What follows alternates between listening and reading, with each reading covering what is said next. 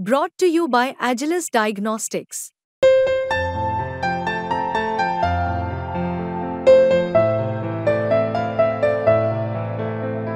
Agilus Diagnostics. Maratha आंदोलक मनोज जरंगे पाटील उद्यापासून पुन्हा एकदा आमरण उपोषणाला सुरुवात करणार आहे. अंतरवाली सराटी मधलं उद्याचं मनोज जरंगे पाटलांचं सुरू होणारं आमरण उपोषण हे 5वं आमरण उपोषण असणार आहे.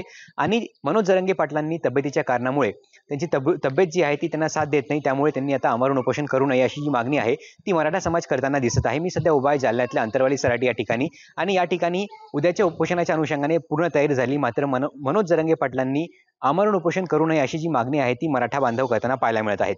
आपल्यासोबत अंतरवाली सराटी गावातील काही ग्रामस्थ आहेत, काही ज्येष्ठ नागरिक आहेत, आपण यांच्याशी बोलणार आहोत. दादा, काय वाटतं उद्या जरंगे पाटील उपोषणाला बसतायत?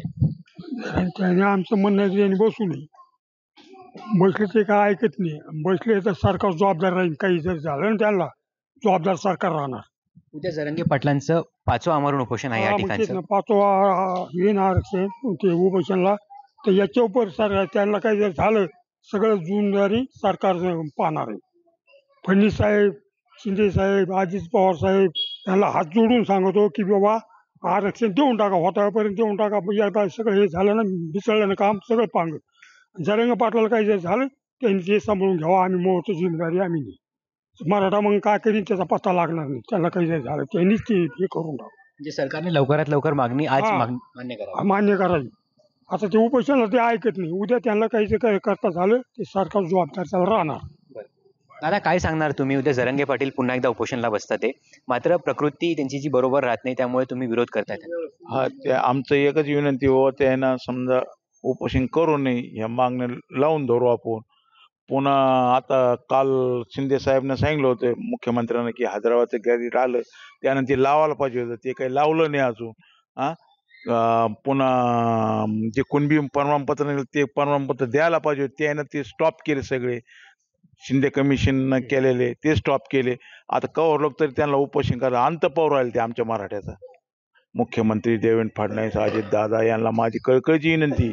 मी एक तुमचा भाऊ या नात्यानं सांगतो की बाबा तुम्ही आंतरवालीतल्या सगळ्या महाराष्ट्रातल्या जनतेच्या, गोरगरीब जनतेचा एवढा तळतळ करू नका. तुम्ही त्यांना आरक्षण द्या, एवढीच माझी मागणी आहे. मुंबईला कधी जायचं याबाबत उद्या मनोज जरंगे पाटील आपली पुढची दिशा ठरवणार आहेत, आणि त्या संदर्भात बैठक जी आहे ती बैठक कधी घ्यायची, मग मुंबईला जायचं कधी, याबाबत मनोज जरंगे पाटील उद्या मार्गदर्शन करणार आहे. काय वाटतं? उद्या ते सांगते ना कधी जायचं काय जायचं. आमची एकजुटीने सगळे जाणार. ह्यावेळेस तर थोडे कधी ह्यावेळेस 2-3 कोटी जाऊ मुंबईला. आम्ही मागं हटणार नाही. त्यांच्यासाठी जीवाला जीव देणारे गोळ्या आम्ही आधी खाऊ, मग ते मागून राहतील आम्हाला सांभाळायला. म्हणजे ज्या प्रकारे लोकसभेमध्ये सरकारला फटका बसलेला आहे, त्याच प्रकारे आता विधानसभेत या देशामध्ये पुरे 288 घायल होणार. ते एक बी लागणार नाही. त्याने आमचं काम केलं 288 त्यांचा गुलाल उधळू आहे. मात्र तुम्ही म्हणतात की मनोज जरंगे पाटलांनी उपोषण करू नये, नेमकं कारण? त्यांची तब्येत ठीक नाही, त्यांना तब्येत साथ देत नाही. त्यांची म्हणजे अशक्तपणा खूप आहे. आता त्यांचं 5वं हे उपोषण आहे. आता हे उपोषण कवर का त्यांच्या बी शरीरात काही आहे का नाही, काय फक्त त्यांना आमची एकच मागणी ईश्वरावर की त्यांना ताकद शक्ती दे आणि त्यांच्या कामाला यश येऊ दे. दादा, काय सांगणार? नेमकी मागणी काय तुमची? आणि उद्यापासून जरंगे पाटील पुन्हा एकदा उपोषणाला बसताय, काय वाटतं? काय भूमिका काय तुमची? सरकारने खेळ मांडलेला आहे. सरकारने मनोज दादाला आरक्षणाबाबत 9 महिने झाले लढवा चालू होती, आणि त्या लढ्यासाठी त्यांचा अंत पाहू, आणि अंत पाहून त्यांनी आरक्षण द्यायचं ते नाहीच, पण केव्हा द्यावं हे त्यांना कळायला पाहिजे. आता अंत पाहण्याचे बी काही दृष्टिकोन असतो. दृष्टिकोनात त्या अंत पाहिल्यानंतर आमचा मराठा समाज जर एकजुटीने एकत्र आलेला आहे ते त्यांना खपत नाही. आणि दुसरी गोष्ट, मनोज दादा हे इतके गोरगरिबासाठी लढतायत. दुसरी गोष्ट, लोकांना आरक्षणाची काहीच माहिती नव्हती. मनोज दादांनी सगळं ओपन केलेले, त्याच्यामुळं आरक्षणाची गरज आता भासायला लागली. शिक्षणातलं आरक्षण आणि आम्हाला नोकऱ्यातलं आरक्षण, 2च आरक्षण लागत आहे आम्हाला. आरक्षण याच्यातलं नसो, उमेदवारीसाठी आम्हाला राजकारणातलं आरक्षण नाही लागत आम्हाला. मात्र फक्त उद्या जरंगे पाटील जे उपोषण करताय त्याला तुम्ही विरोध करताय कारण त्यांची प्रकृती बरोबर राहत नाही. काय म्हणणं आहे तुमचं यावर? नाही, ते त्यांची प्रकृती बरोबर नाही म्हणूनच आम्ही त्यांना विनंती करतो की बाबा करू नका. पण ते हट्टी आहे, ते ऐकत नाही. पण ते एखाद्या वेळेस ऐकते, पण असा वाटतंय आम्हाला उद्या. पण नाही ऐकलं तर ते उपोषणाला बसणार म्हणजे बसणार. उद्या बैठक होणार आहे आणि 288 उमेदवार पाडायचे का उभे करायचे आणि मुंबईत जायचं तर कधी जायचं याबाबत उद्या तारीख जी आहे ती जरंगे पाटील सांगणार आहेत. दादानी सांगितले पूर्व दिशा आम्हाला. मराठा समाज एकत्र आलेला आहे. आम्हाला दादानी सांगितलं की आपल्याला जायचंय मुंबईला. तर कोटीच्या लोकांनी म्हणजे संख्येने लोक जाणार आहेत तिथे. आहे तयारी जायची. हो जाणार. दादा काय वाटतं तुम्हाला उद्या जरंगे पाटील पुन्हा एकदा उपोषणला बसतात? ते जरी बसले तरी त्यांची तब्येत काही साथ देत नाही. त्यांना आम्ही किती वेळेस सांगितलं तरी ते ऐकत नाही. त्याला काय जसं सरकारनं लावला भातुकलीचा खेळासारखा खेळ. हा उद्या आज हे नाही चालत ना. असं एकच सांगायचं म्हणजे कळतं माणसाला. मी आता म्हणजे 14 दिवस 12 दिवस महिना ही कोणती पद्धत आहे? बाकी काय नाही. त्यांची उपोषणाला इन्कार नाही. उद्या जरंगे पाटलांनी उपोषणला बसावं की नाही बसावं? ते नाही बसलं पण ते ऐकणार नाहीत कोणाचं. मग नाही ऐकू मग आमचं नाविलाज आहे. आम्ही काय सांगणार त्यांना. बाबा काय वाटतं उद्या जरंगे पाटील पुन्हा एकदा उपोषणला बसताय? हे 5वं उपोषण आहे. त्यांचं काय ते बसणार ठरलं म्हणजे ठरलं. ते ऐकत नाही कोणाचंच. त्यांचं असं आहे एकदा बसायचं म्हणजे बसायचं, कोणाचं ऐकत नाही.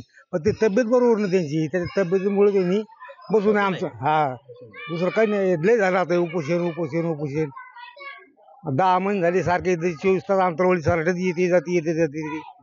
बसू नये त्यांनी. आता काही नाही ऐकत नाहीत ते कोणाचंच ऐकू शकत नाही.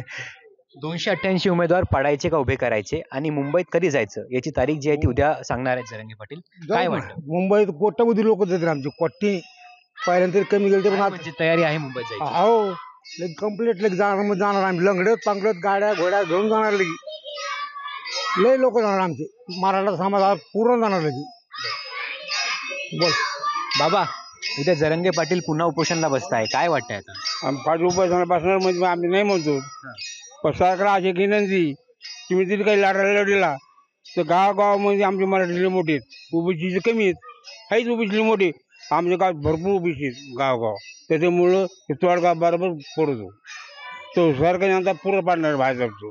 मग आता जरंगे पाटील उद्या उपोषणला बसताय, काय वाटतं त्यांनी बसावं की नाही? नाही बसून जाणार नाही म्हणजे पाडतो. आज सांगतो काही बैठक घेऊ का आम्ही ते पाहू. त्यांच्या म्हणणार जाते पाडला ते तोडगा ते बरोबर कडेला लावते ती. आणि त्यांचे पैपच माहीत त्यांना द्यावे साथ आहे. दादा सरकारने मनोज जरंगे पाटलांकडून 13 जुलैची तारीख घेतली होती. मात्र तोपर्यंत तुम्हाला आरक्षण मिळालेलं नाहीये. नेमकी आता पुढची दिशा कशी असणार आहे? आता उद्या बहुसंख्येने समाज इथे येणार आहे उपोषण करू नका म्हणून. आणि आम्ही पुढची दिशा म्हणजे अशी की मुंबईला तर जाणारच. आणि विधानसभेचे बी होता पर्याय तो आम्ही ते विरोधक बी नको सत्ताधारी नको. आम्ही आमचीच तयारी करू अशी एक भावना आहे. आम्ही दादांना सांगू आपली तिसरी आघाडी. मात्र जरंगे पाटलांचं हे 5वं आमरण उपोषण आहे अंतरवालीमधलं. त्यांनी उपोषण करू नये असं सगळ्यांचं म्हणणं पडतं. सगळ्यांचं म्हणणं. उद्याच्याला पण प्रत्येक जिल्ह्यातून बांधव येणार आहेत. विनंती कराय की दादा उपोषण नका म्हणून. नेमकं कारण काय आहे? त्यांची तब्येत. आपण एक दिवस नाही जेवलं तर आपण कसं होतो. तर त्यांचं बघा ना कसं होतंय. तर मग ह्याच्या पाठीमागे उद्देश समाजाचं अंतःकरण तळतळतं ना दादाकडे बघून. म्हणून नकोय. तुम्ही जरा भाऊक झालेले वाटताय. हे असंच होतं ना. उपोषण दादा म्हणले की ऑटोमॅटिक ते अंग हृदय भरून येतं. 288 उमेदवार उभे करायचे का पाडायचे आणि मुंबईत जायचं तर कधी जायचं याची तारीख उद्या जरंगे सांगणार. जरांगे पाटील उद्या तारीख ठरविणार आहेत. म्हणजे बोलवायचे महाराष्ट्रातून आपल्याला कधी जायचंय ह्याची तारीख उद्या ठरविणार आहेत पाटील. मग काय वाटतं आहे तयारी? फुल तयारी. माघार नाही कुठलीच गोष्ट. दादा शेवटचा प्रश्न, काय वाटतं तुम्हाला? तुम्ही जरंगे पाटलांना पहिल्या दिवसापासून बघतायत. 10 महिने आता आंदोलनाला होत आलेले आहेत. काय वाटतं तुम्हाला? कारण आम्ही म्हणलो जरंगे पाटलाला तुम्ही उपोषण करू नका. कारण कसं की ते म्हणले तुम्ही काही म्हणजे माझ्या गोळ्या घातल्याच का मी ते माघारी हटणार नाही. हे लोकांसाठी जलेशिवाय राहणार नाही. त्याच्यामुळे ते माघारी कधीच घेणार नाही. तुम्ही ह्या बाबतीत तुम्ही बोलू नका. आपल्याला तयारी फुल करायची. मग आता जरंगे पाटलांनी उद्या उपोषण करावं की नाही? नाही आम्ही मस्त म्हणतो पण ते ऐकत नाही ना. कारण ते म्हणले काही जरी झालं तर मी लोकांसाठी आपली मराठ्यासाठी काही जरी झालं हरकत नाही, पण इलेक्शन घेणार. उद्या जरंगे पाटील मुंबईला जाण्याची तारीख सांगणार आहेत, जायचं की नाही हे पण सांगणार आहेत. काय वाटतं, जावं की नाही आता?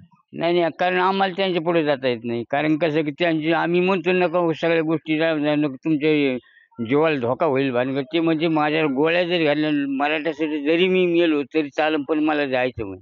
मग आरक्षण घेतल्याशिवाय राहणार नाही असं त्यांचं उद्या म्हणणं. उपोषणाला जरंगे पाटील बसणार आहेत. हो बसणार आहे.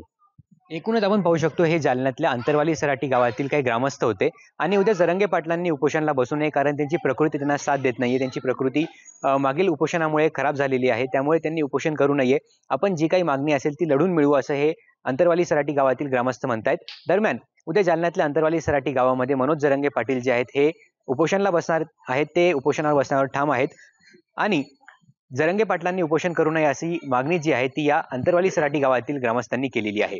गौरव साळी, मुंबई तक, अंतरवाली सराटी.